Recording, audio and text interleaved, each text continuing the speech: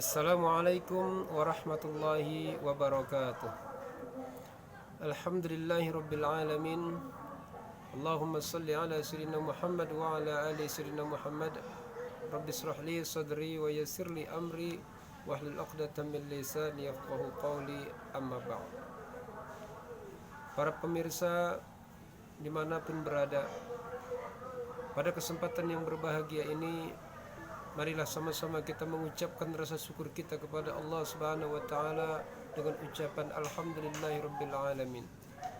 Dan kita bersolawat kepada Rasulullah sallallahu alaihi wasallam dengan mengucapkan Allahumma shalli ala sayyidina Muhammad wa ala ali sayyidina Muhammad. Para pemirsa dimanapun berada, pada kesempatan yang berbahagia ini pula saya ingin menyampaikan satu kajian tentang 3 golongan orang yang pertama kali masuk ke dalam nerakanya Allah Subhanahu wa taala sebelum golongan-golongan yang lain masuk ke dalam nerakanya Allah Subhanahu wa taala. Hadis riwayat At-Tirmizi bahwa Rasulullah sallallahu alaihi wasallam bersabda, sesungguhnya nanti di hari kiamat orang yang pertama kali diadili di hadapan Allah Subhanahu wa taala adalah orang yang mati syahid. Kemudian orang yang mati syahid ini diperlihatkan oleh Allah Subhanahu wa taala seluruh kenikmatan-kenikmatan yang telah Allah berikan kepadanya di dunia. Dan dia pun akhirnya mengakui. Kemudian Allah Subhanahu wa taala pun bertanya kepadanya, apakah amalan dan perbuatan yang telah engkau perbuat atas nikmat-nikmat yang telah aku berikan kepadamu di dunia? Kemudian orang yang mati syahid ini pun menjawab, sesungguhnya ya Allah, nikmat-nikmat yang telah engkau berikan kepadaku di dunia, aku jadikan itu menjadi perjuanganku berperang di medan perang membela agamamu ya Allah.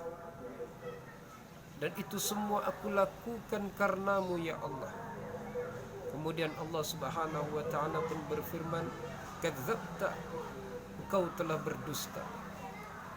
Sesungguhnya engkau berperang di medan perang membela agamaku, itu bukanlah karena aku, tapi karena ingin dikatakan orang yang pemberani, orang yang gagah berani, ingin dikatakan seorang pahlawan di hadapan manusia. Itulah yang mereka katakan kepadamu, dan itu pun telah engkau dapatkan. Kemudian Allah memerintahkan kepada malaikat untuk menyeret orang ini dengan wajah yang tertelungkup, kemudian dilemparkan ke dalam api neraka. Kemudian Allah memanggil golongan yang kedua untuk diadili di hadapan Allah, yaitu orang yang rajin menuntut ilmu. Kemudian dia mengajarkan ilmunya kepada orang lain, dan dia pun membaca Al-Quran dengan bagus. Kemudian Allah pun memperlihatkan segala kenikmatan-kenikmatan di dunia yang diberikan kepadanya, dan dia pun mengakui. Kemudian Allah Subhanahu wa taala bertanya kepadanya, wahai hambaku, amalan apa yang telah engkau perbuat atas nikmat-nikmat yang telah aku berikan kepadamu di dunia? Kemudian dia pun menjawab, sesungguhnya aku dulu rajin menuntut ilmu ya Allah karenamu. Kemudian aku mengajarkan ilmu-ilmuku kepada orang lain itu karenamu. Dan aku rajin membaca Al-Quran, dan aku membaca Al-Quran dengan bacaan yang bagus, itu pun karenamu ya Allah. Kemudian Allah Subhanahu wa taala berfirman, kadzabta, sungguh engkau telah berdusta. Karena sesungguhnya engkau menuntut ilmu bukan karenaku, tapi engkau ingin dikatakan orang yang pintar, ingin dikatakan orang yang berilmu, orang yang alim, ingin dikatakan seorang ulama oleh manusia. Kemudian engkau mengajarkan ilmu yang telah engkau miliki kepada orang lain, itu bukan karenaku, tapi karena engkau kepingin dikatakan seorang guru, seorang ustadz, seorang kiai oleh manusia. dan engkau pun membacakan Al-Quran dengan bagus, itu bukan untukku, bukan karena aku, tapi karena engkau ingin dikatakan qori di hadapan manusia. Dan itulah yang mereka katakan kepadamu, dan engkau telah mendapatkannya. Kemudian Allah pun memerintahkan kepada malaikat untuk menyeret orang ini dengan wajah yang tertelungkup dan melemparkan dia ke dalam api neraka. Lalu Allah pun memanggil golongan yang ketiga dan mengadilinya. Dia adalah golongan orang yang Allah berikan kekayaan dan dia menjadi dermawan. Kemudian Allah pun memperlihatkan kenikmatan-kenikmatan yang telah Allah berikan kepadanya di dunia, dan dia pun mengakuinya. Lalu Allah Subhanahu wa ta'ala pun bertanya kepadanya, wahai hambaku, amalan apakah yang telah engkau perbuat atas nikmat-nikmat yang telah aku berikan kepadamu? Lalu dia pun berkata, sungguh ya Allah, harta yang aku punya, aku wakafkan, aku sodakokan, aku infakkan di jalanmu ya Allah, di jalan yang engkau ridhoi, itu semua karenamu ya Allah. Tidak ada masjid, tidak ada madrasah, tidak ada anak-anak yatim dan juga orang-orang fakir dan miskin yang membutuhkan bantuan, melainkan aku berikan bantuan dengan sodakoh, wakaf dan infak di jalanmu ya Allah.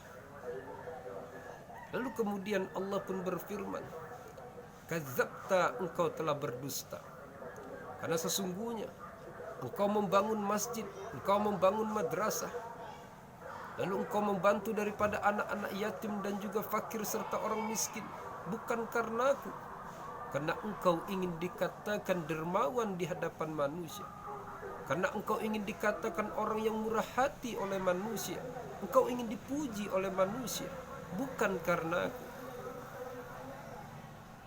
Kemudian Allah pun memerintahkan malaikat untuk menyeretnya dengan wajah yang tertelungkup, kemudian melemparkannya ke dalam api neraka. Na'udzubillah summa na'udzubillah. Inilah tiga golongan manusia yang pertama kali nanti dilemparkan ke dalam nerakanya Allah, sebelum golongan-golongan yang lain dimasukkan ke dalam nerakanya Allah Subhanahu wa ta'ala. Ternyata orang yang masuk ke dalam nerakanya Allah pertama kali bukanlah orang kafir, bukanlah orang pendosa dan pelaku maksiat, bukan pembunuh, bukan pezina, bukanlah peminum khamr atau penarkoba. Ternyata orang yang pertama kali masuk ke dalam nerakanya Allah adalah orang yang terkenal ahli ibadah di hadapan manusia, tetapi ternyata amalan yang besar yang mereka lakukan, syahid yang mereka lakukan, sodakoh yang mereka lakukan, dan mengamalkan ilmu serta membaca Al-Quran yang mereka lakukan bukan karena Allah, tapi didasari ingin dipuji oleh manusia. Inilah dosa riya yang membuat kita merugi nanti di yaumil akhir, membawa amalan yang begitu besar, tapi ternyata saat diadili tidak ada satupun amalan tersebut dapat menolong kita. Bahkan kita dimasukkan ke dalam nerakanya Allah pertama kali sebelum golongan-golongan yang lain masuk ke dalam nerakanya Allah. Na'udzubillah summa na'udzubillah. Semoga kita dilindungi oleh Allah Subhanahu wa ta'ala, agar kita tidak menjadi orang-orang yang melakukan amalan-amalan besar di hadapan Allah, tetapi akhirnya menjadi sia-sia dikarenakan kita hanya mengharapkan pujian daripada manusia, bukan karena Allah. Demikianlah tausiah yang saya sampaikan pada hari ini. Mudah-mudahan bermanfaat sehingga memotivasi kita untuk melakukan apapun karena Allah Subhanahu wa ta'ala, bukan karena manusia. Terima kasih atas segala perhatian. Mohon maaf atas segala kekurangan. Usikum wa nafsi bitaqwallah. Wassalamualaikum warahmatullahi wabarakatuh.